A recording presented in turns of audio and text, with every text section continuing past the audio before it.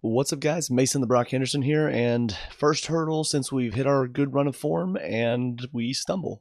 Unfortunately, this is just the reality of where we are right now. We are not in a title challenge, and I've seen a lot of videos. I've seen a lot of people being asked, Chelsea fans or Chelsea supporters that are in the punditry being asked questions about, are Chelsea title contenders? And typically, the more level-headed ones will say, no, we're not, because our defense is too bad. A lot of Chelsea fans, though, I've seen kind of riding the hype train, talking about we are title contenders. The defense is one. Here's the other reason why we are not. Because we still don't have an answer for teams coming to the bridge and packing it in. We don't. And I knew Forest were going to be the team to do that. I thought Brighton were too, but obviously Fabian Herzler, if he watches this match, he's going to be kicking himself for not playing this way against us. But yeah, we have an answer for when teams step out against us. We'll do well on the road. We'll do well probably against some of the top teams because they'll step out and we have the pace to get them behind. It'd be very entertaining matches in those games. But, I mean, this is the blueprint. This is how you come and play against us at Stamford Bridge. Honestly, if they're smart, they'd probably play like this against us whenever they're at home too. But most teams like to step out at home because that's just the fans want to see them attack. They don't want to see them park the bus at home. But this is what we can expect to see now from probably a lot of the mid to lower table sides. We're going to see them come to the bridge, pack it in, and the ones that have enough quality in the back line to do it, like Forest, like your Palaces, I would say probably West Ham once they get it together. Teams like Wolves once they get it together. Teams like Fulham. I mean, they'll come here, do exactly this. And we don't have an answer. And the thing is, I kind of was hoping, Maresca has shown some tactical brilliance recently. I was kind of hoping he was going to be the coach to finally solve this problem because we've had it for a while. I mean, I would say ever since we had Sarri as a coach, every single time we come up against a team like this, we really struggle. And some of that is we also haven't had a striker like Acosta in a while. Giroud was kind of that, but he never really broke into the first team fully. But when he did, I mean, he was able to break down some teams because he had the strength and the height to do it. But we haven't had a striker like that in a long time. So this has always been our most difficult match. I was kind of hoping Maresca was going to find the solution, especially since I thought midweek we kind of did. I mean, Ghent are not as strong as Forest. So they tried to pack it in, but they didn't quite have the quality that Forest have. But I thought we looked like we were breaking them down pretty well. Some of it was I think we had good players that could find those passes.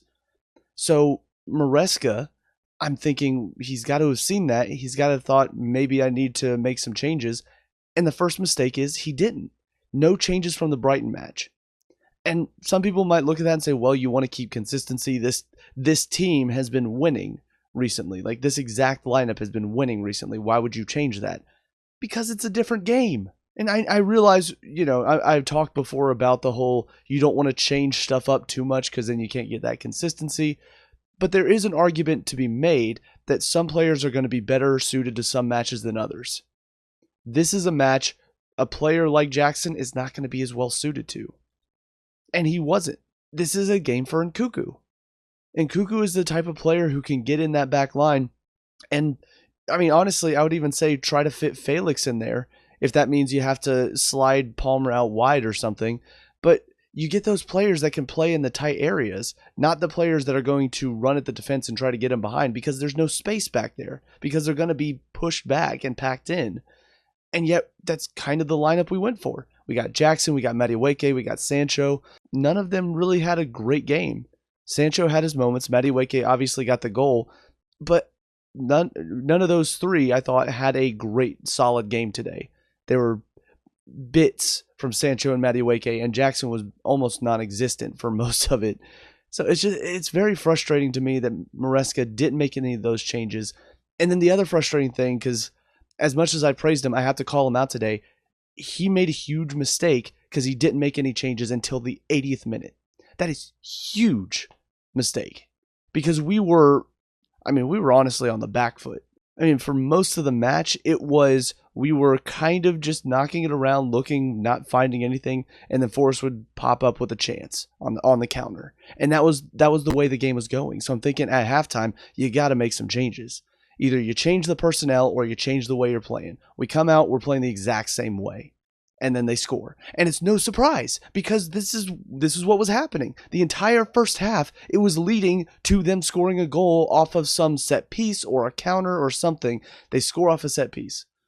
Granted, terrible call from Chris Cavanaugh to set up the free kick because Jackson basically trying to run, Ward-Prowse steps across him and falls over. Terrible call. But, we know Ward-Prowse has a great delivery. We know he can send in great free kicks. He does.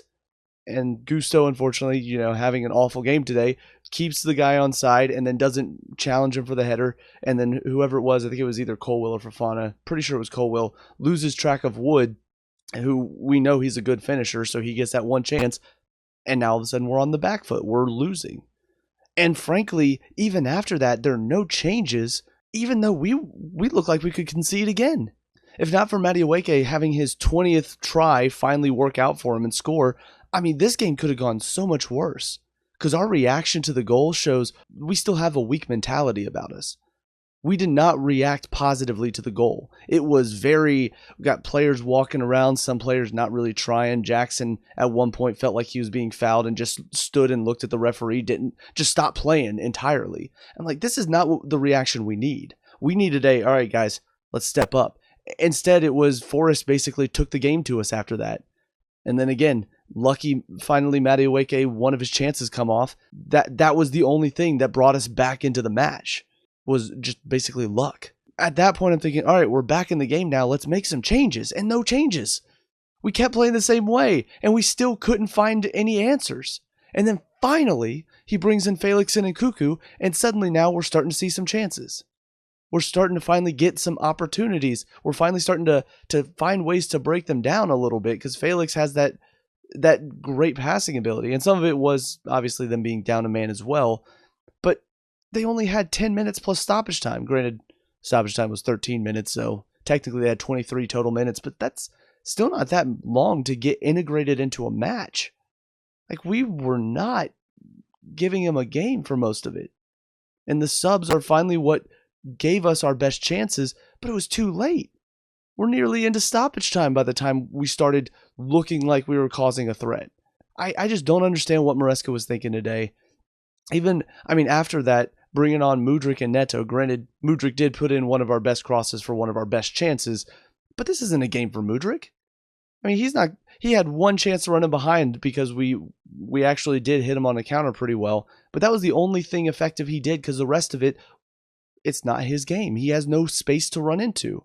And that's the one thing he does well. So outside of the cross, he was ineffective. And Neto should have been on way before that. Because he's got the energy to run at defenders, to cause them trouble, and he's got a little bit of guile about him. But he waited so long to bring him in. And then the Tosin for Colwill, I don't know what that was about. I'm hoping that not hoping Colwill was hurt, but for Maresca's sake, I'm hoping it was an injury sub. I didn't see Colwill looking injured, and just all of a sudden Tosin's on for him. If it's a tactical sub, makes no sense. Because first of all, Fofana was terrible today, so bringing off Colwill makes no sense there. But also there are better subs if you're trying to change the game. So I have to assume that it was something, some injury, maybe it was just fitness. I don't know, but I didn't see anything. And if it were any other reason outside of injury or fitness, then Maresca truly lost his mind in that moment. But anyways, looking at individuals, though, this is one where we did see a lot of players drop off heavily. And, of course they did, because they've been playing so well. They've been at the top of most of them have been at the top of their game for the past several matches. So, of course, we end up drawing against a mid to lower table side at home. Of course, it's easy to say everybody had a worse match today. Sanchez, once again showed he's got the quality to be a shot stopper, made some good saves. Passing still leaves a lot to be desired, though, especially considering how often we pass around in the back. There were not as many today because Forrest were not stepping as high, so he didn't have as many opportunities to pass himself into trouble. But the couple of times that they did step out a bit and they did see the opportunity to press us high, it showed again that his passing's not good enough. Gusto, probably worst player today. Probably worst performance I've seen from him in a long time because he was just awful. I would say his passing accuracy was probably close to 50% because there were so many giveaways, so many easy passes he should be making that he's passing right to the defender. His overall defending today wasn't that good. Obviously, for the goal, he was at fault for keeping players onside and not challenging for the header. It was easy to say he was our worst player today. And the fact that we just saw Vega play so well midweek and Gusto is having one of the worst games of his career, the fact that Vega doesn't come in makes no sense to me, especially since Gusto was the fullback today that was stepping into the midfield. We just saw Vega do that so well against Ghent. Why would you not make that change?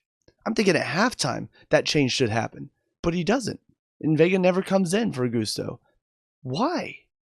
Why wouldn't you? I mean, first of all, for the goal, obviously Vega's taller, so he probably, if he's there, assuming, he's probably challenging for that better than Gusto did. But just his passing in the midfield would have been so much better than Gusto's today. And after the performance that he showed against Ghent, why wouldn't you give him time? To me, that makes no sense that Maresca didn't give him a chance and didn't make that swap. Because I'm looking at it thinking, Vega's needed. We need Vega in there today. He needs to be the fullback that's in there stepping into the midfield and making passes because he's so much better at that than Gusto. At least Gusto today. I'm not saying he can't pass. We've seen him do it before. But today he was well off it. And there's one thing to be said about, oh, you don't want to shoot a player's confidence down by just ripping him off whenever he's not playing well. There's also something to be said about if he's not playing well, he's not going to help the team. And if he's not getting better, you give him like the first, let's say 10 minutes, 15 minutes of the second half, and he didn't get any better. In fact, again, he gave up a goal. So why aren't you making that sub now? So it's just a very bizarre choice from Maresca for me. But into the center of the defense, I mean, Fofana once again had a very poor game. It's funny because I saw people talking about, Fofana and Colwill have looked good the past few games. What Fofana is everybody watching? Are they watching David Fofana on loan somewhere? Because the Fofana I'm watching is giving the ball away. He's not defending well. He's losing track of his runners. He's getting pulled out of position. What Fofana is everybody watching? I mean, I know I have a more critical mind, so maybe I'm picking up a bit more on the mistakes than I am the positives. But at the same time, those mistakes shouldn't be happening as a defender because those are the types of mistakes that cost goals. What Fofana is everybody watching? But yeah, today, I mean, so many just passes right to the other team, easy possession mistakes. I mean, he's not good. He nearly gave away the game at the end, where all he's got to do, put in a strong defensive challenge, and Nico Williams just like, you're going to let me have this? Cool, thank you. And then Sanchez makes a great save. But I don't understand. I don't understand how Fofana is continuing to keep Tosin out of the team. Now, granted, Tosin, just talk about him real quick, not like he came on and was stellar. In fact, there was one moment, very scary in possession, where essentially it takes 8 touches and it invites pressure, and all of a sudden now they're on us because they sensed, they're playing slow. They are not paying attention right now. Let's press them. And all of a sudden now it goes to Sanchez, and all of a sudden we're all scared. So I don't know what happened there, but as far as defending goes, Tosin is a better defender. He's shown more quality defensively. Why is Fofana keeping him out of the first team? I don't understand. Unless Maresca sees something in the combination of Colwill and Fofana, maybe that's his thinking, is they complement each other well, but individually, Fofana is not good enough for the first team. And the fact that he continues to play kind of baffles me. Colwill had a better game today. I mean, not perfect. He definitely had a couple of moments. In possession, I think, is when he's probably the weakest. And not saying, I mean, his passing's pretty good, but something about whenever there's pressure on him, it does feel like he kind of loses his head a little bit and gives the ball away a little too easily at times. So not terrible in possession, but definitely could be better. Definitely could be more composed. Kukure on the left side, kind of an iffy game for him. Had some moments where he did okay, and then had some moments where very reckless coming out, getting beat too easily. He has those. He's very naive as a defender. I've said this before. He's brave but naive. He comes rushing in, and if a winger is clever, he can turn him, no problem. That's the danger of having Kukure out there. But if you have a winger that's not as clever, that rushing defender that just is coming flying at you, it can cause you to make a mistake. So kind of had his best and worst moments shown today, because there were times when it did work, and then there were other times where you're just going, Yeah, no, this guy, this guy's a Euros winner. This guy was in the Spain team that won the Euros. Into the midfield, I thought Caicedo was okay for the most part. The problem is this is a game where we are going to have more possession, and in those matches, Caicedo is not going to be as effective because his game is winning the ball back in dangerous areas. The other team in this type of game is not going to have as much of the ball, so he's not going to be able to showcase that part of his game as well. So it's kind of one of those, he wasn't as good today as he has been, but also this is not a game for him. I think, honestly, this is probably a better game for Lavia to come in. But the fact that Lavia didn't come on, just bizarre. Like this was, in my opinion, a great game for him because he can do a bit of the defensive side and also a bit of the attacking side as well. So I honestly was kind of wishing he would come on for Fernandez, though, because Fernandez didn't really have a good game today. I don't know why, because this was a game tailor-made for him. You know, that ability to get on the ball deep and find a pass to make things happen. That's what he did last year. We've not seen it as much from him this season, and this is one where would have loved to see it from him. He couldn't. I don't know what it was, but it may have been a lack of movement up front, because I will say that was kind of an issue, and that's been our issue for a lot of these games where we can't break down the teams like this. We have a lack of movement problem in the front four, where, yes, Palmer will typically drop in, but Madueke and Sancho will typically stay out wide and then just come inside slightly. Jackson will kind of just stay and run back and forth a little bit, but not really make the defenders move, make them get pulled out of position to open up space for somebody else. That's typically our problem. So maybe that's why Fernandez was having trouble creating today. Yeah, he was having a rough one.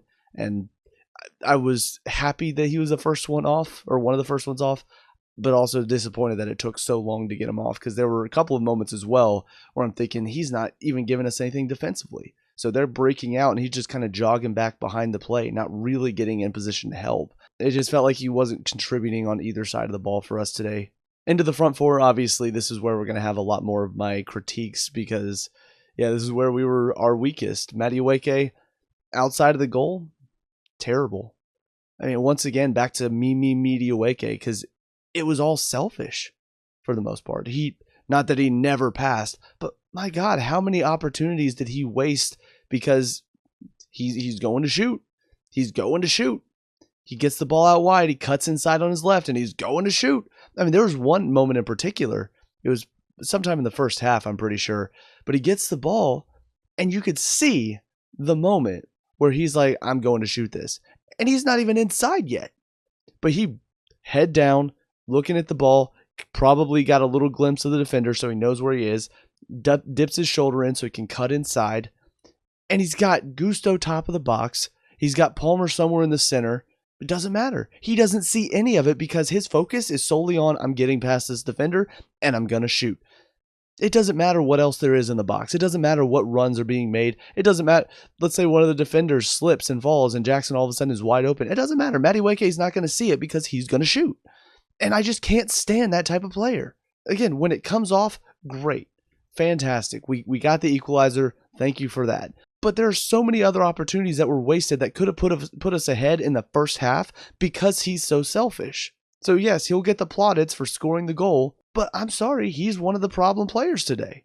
He's one of the ones that caused the issue because we couldn't get ahead in the first half because anytime the ball went to him, either he'd do too much with it and have to pass backwards because he put himself in trouble because he'd dribble into a hole, or he'd cut inside and have a terrible shot and it wouldn't go in.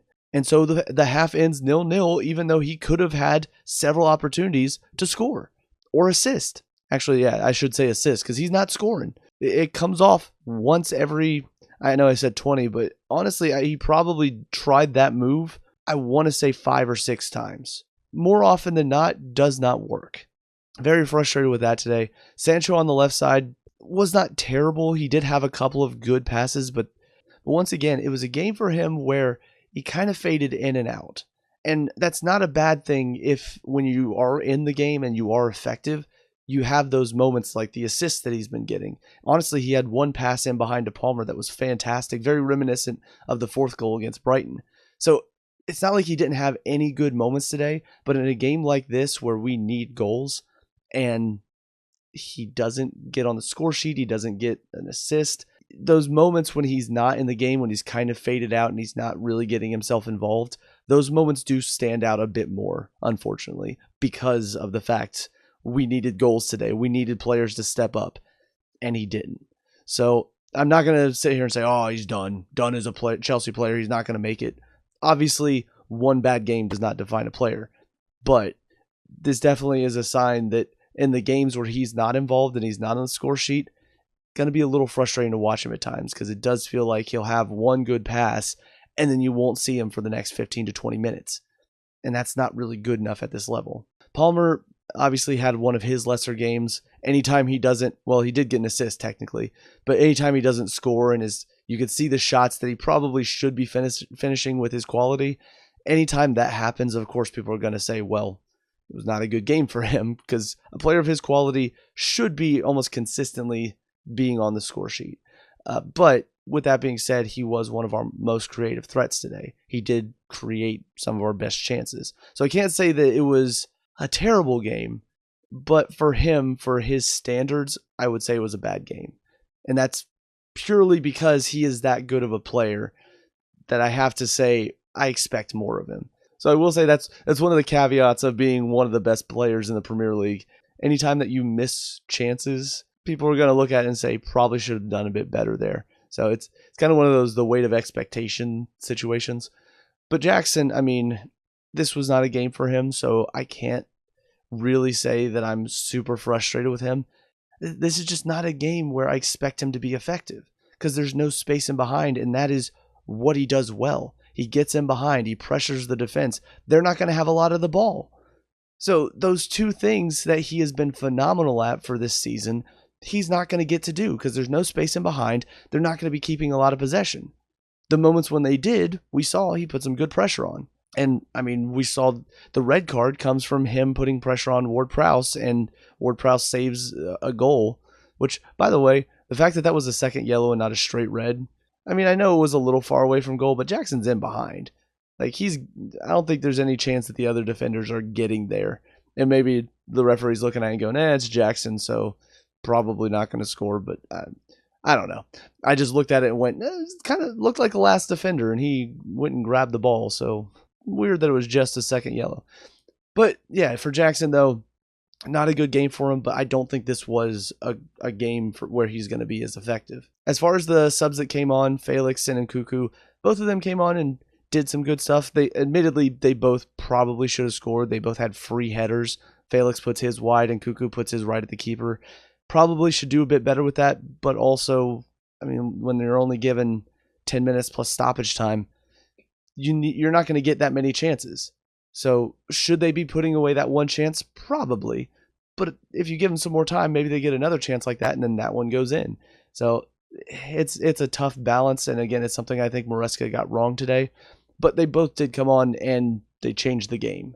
They did put us more on the front foot and did give us some of our best chances. Mudryk and Neto, like I said for Mudryk earlier, it's not a game for him. He's not going to have space to run into. He did the one time, and he did put in a good cross for it, so I'll give him that. But yeah, outside of that, he was basically non-existent or giving the ball away. And Neto, I kind of wanted to see a little bit more quality from him. He did put in a couple of decent crosses, but majority of his crosses were pretty poor. In fact, I will say our crossing today on corners was pathetic. I mean, I can only think of a couple corners where we were effective, and they were both short. So Fernandez and Palmer today, their delivery from the corner was awful. But going back to Neto, I mean, because he put in a couple of decent crosses, and one led to the Felix chance that was missed.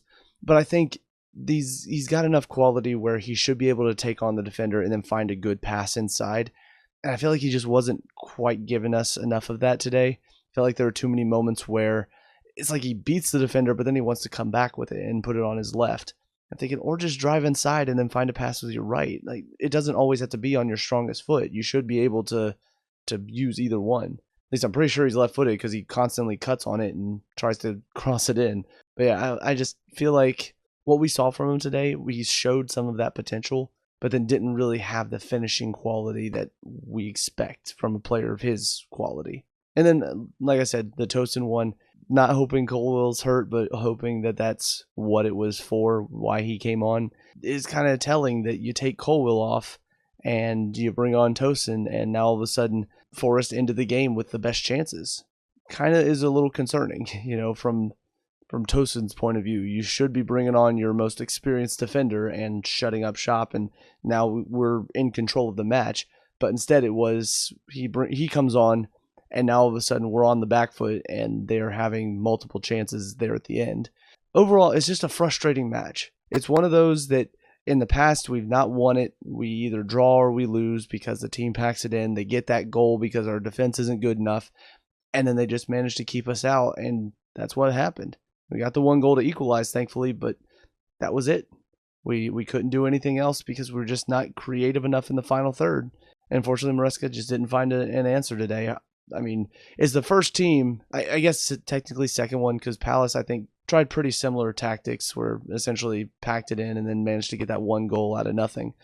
He's got to find an answer for it, because if not, again, we're going to drop so many points against mid to lower table sides because that's what they'll do here.